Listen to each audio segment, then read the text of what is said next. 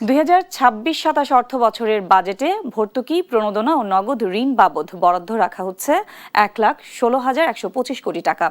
এর বাইরেও বাড়তে পারে বিদ্যুৎ ও জ্বালানি খাতের বরাদ্দ। তবে আসছে বাজেটে আয়কর, ভ্যাট ও কাস্টমস শুল্কে দেয়া ছাড় পুরোপুরি তুলে নেওয়া এবং তেল, গ্যাস ও বিদ্যুৎ খাতের ভর্তুকি কমানোর পরামর্শ দিয়েছে আন্তর্জাতিক মুদ্রা তহবিল IMF। এছাড়া আমদানি পর্যায়ে থাকা সম্পূরক শুল্ক কমানোর জন্য চাপ দিচ্ছে সংস্থাটি। তবে বিশেষজ্ঞরা বলছেন, একসঙ্গে কর ছাড় ও ভর্তুকি তুলে নিলে তার নেতিবাচক প্রভাব পড়বে অর্থনীতিতে। বিস্তারিত প্রতিবেদনে। মধ্যপ্রাচ্য সংঘাতে যখন টালমাটাল বৈশ্বিক জ্বালানি তেলের বাজার, তখনও দাম না বাড়িয়ে ভর্তুকি দিয়ে দ্বিগুণ দামে তেল আমদানি করছে সরকার।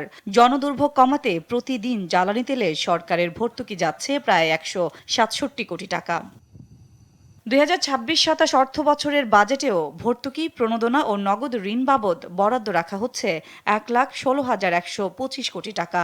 আসছে বাজেটে বিদ্যুৎ খাতে ভর্তুকি 37,000 কোটি টাকা, LNG খাতে 6,500 কোটি, সার খাতে 27,000 কোটি এবং খাদ্য সহায়তা কর্মসূচিতে বরাদ্দ রাখা হচ্ছে 9,600 কোটি টাকা। তবে মধ্যপ্রাচ্য উত্তেজনা অব্যাহত থাকলে জ্বালানি আমদানিতে ব্যয় বাড়বে, এতে ভর্তুকির চাপ আরও বাড়বে। ভিগো ওয়্যার গার্ড প্রয়োজন মতো বাঁকানো যায়, অধিক চাপেও ভাঙে না। ভিগো। এমন পরিস্থিতিতে আগামী বাজেটে সব ধরনের কর ছাড় ও ভর্তুকি তুলে দেওয়ার পরামর্শ দিয়েছে আন্তর্জাতিক মুদ্রা তহবিল IMF। আমদানি পর্যায়ে থাকা সম্পূরক শুল্ক কমানোর জন্য চাপ দিচ্ছে সংস্থাটি। যুক্তরাষ্ট্রের ওয়াশিংটনে অনুষ্ঠিত IMF ও বিশ্ব ব্যাংকের বার্ষিক ও বসন্তকালীন সভায় উঠে আসে এসব বিষয়।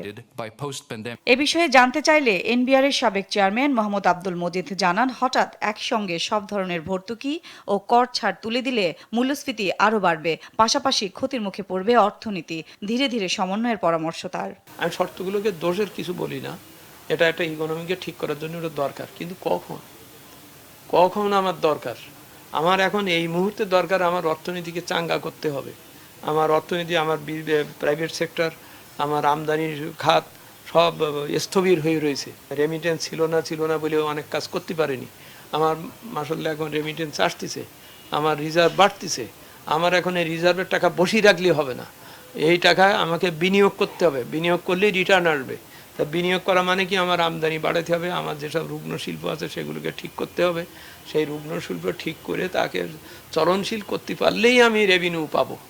IMF এর পরামর্শ অনুযায়ী সব অব্যাহতি তুলে দিলে সংশ্লিষ্ট খাতে করের চাপ বাড়বে। এতে জনগণের উপর প্রত্যক্ষ ও পরোক্ষ চাপ বাড়ার পাশাপাশি মূল্যস্ফীতি বাড়ার আশঙ্কা করছেন তিনি। সুতরাং সাদিয়া লাবনী, দেশ টিভি, ঢাকা।